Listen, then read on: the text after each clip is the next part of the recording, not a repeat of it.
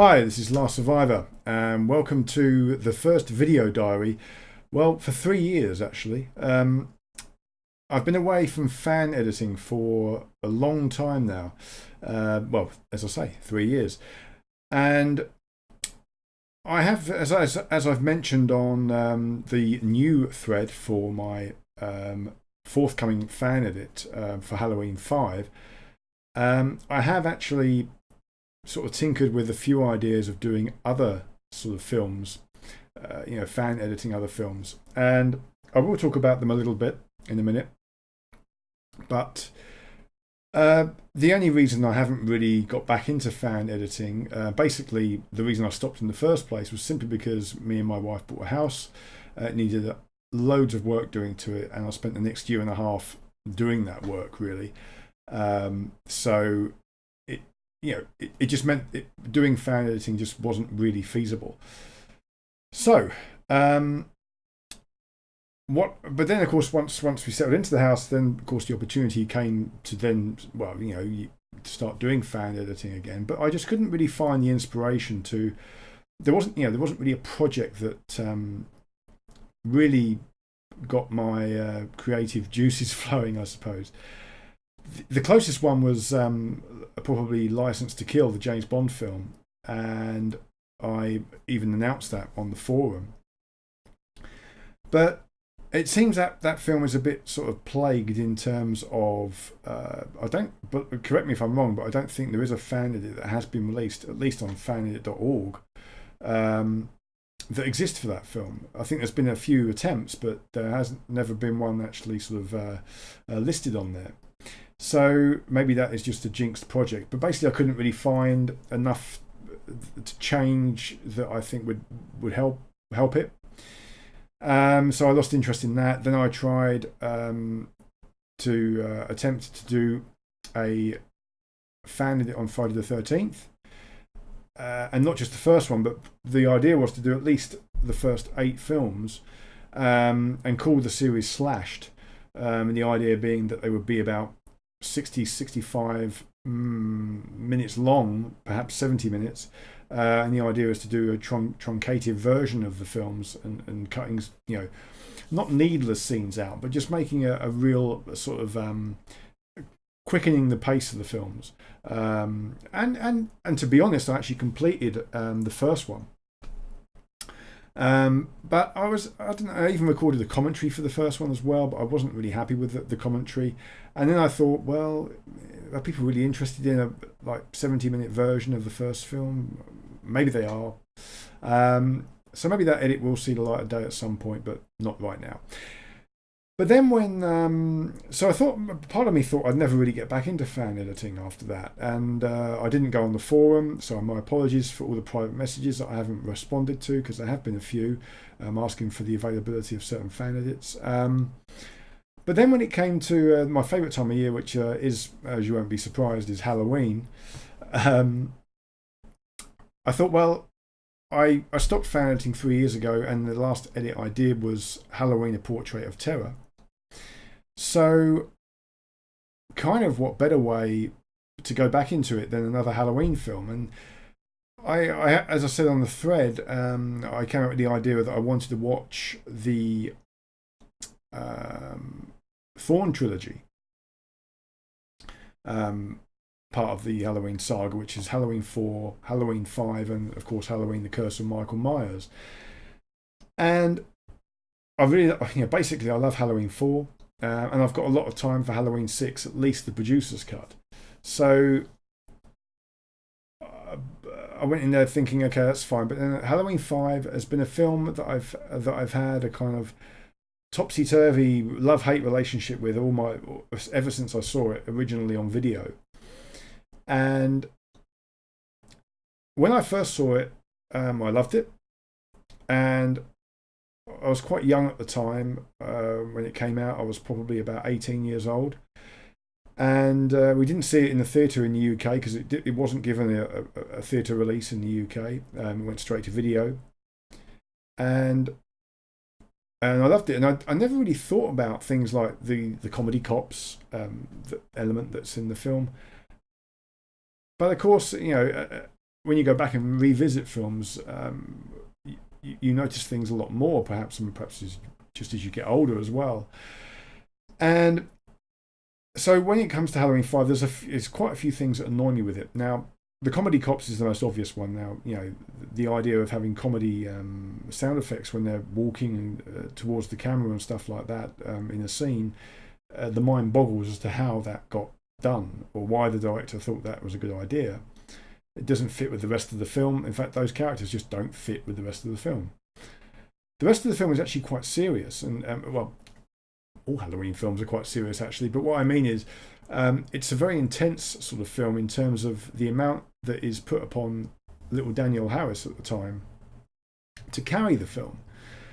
And she is put through some trauma in this film, and she gives her all as well. The intensity of her performance, particularly in the last sort of 15-20 minutes, is quite remarkable for a child actor, and completely sells the idea that she's being stalked by this, manic serial killer, Michael Myers, her uncle, of course. So that part of the film I loved. I loved all of Donald Pleasance's moments, as over the top as they are. It doesn't matter. He sells any dialogue in my view. So that was fine. As was I believe, the lighting of the photography of the film I actually think is very good on the whole. Perhaps not the daytime scenes so much, but when it does enter the nighttime scenes, I think it's really beautifully photographed. But the other problem with the film is undoubtedly the character of Tina. Now, a couple of problems here. One was that Ellie Cornell, who played Rachel and was the sort of lead character with Danielle Harris in Halloween 4, was reduced to, well, nothing but more or less a character that didn't matter in this film, which is a shame. To have her treated the way she is and then just killed very quickly is just ridiculous in my view, but there's no way of changing that in the Fanedit. So it is what it, that is. You just have to deal with that, and it's just an unfortunate choice they made. So, but more worryingly is the character of Tina. She's very annoying, over the top, and the fact that she kind of also takes centre stage along with Jamie Lloyd and Dr. Loomis, of course, means that she's an important character. And the fact that she's so unlikable and annoying was a problem. So anyway, so all these elements contributed together, and I thought, well, why not do a Fanedit? Why not, do a Fanedit? Now, initially, I thought I'd do it for myself. I'll watch it with my wife on Halloween or around October. But then as I got into the edit, I thought, I'm enjoying this. This is actually quite good. And when I watched the edit back, because yes, it is completed, by the way. When I watched the edit back, I thought, this is good. I'm pretty happy with this. And I thought, well, you know what? Why not, go back on the community? Why not go back on fanedit.org and release it? And if people want to if people want to watch it, then they can. And if there's not a lot of interest, then so be it. So hopefully there'll be a little bit of interest, because I am quite proud of the edit. I think there is quite a bit cut out. There's a good 20 minutes or so cut out of the film. I can give you a little idea. For example, I've never liked the idea of the way the film opens. Showing the end of Halloween 4 is fine. No problem with that whatsoever. It's the bit where we then see that Michael then ends up staying with this old guy in this sort of shack.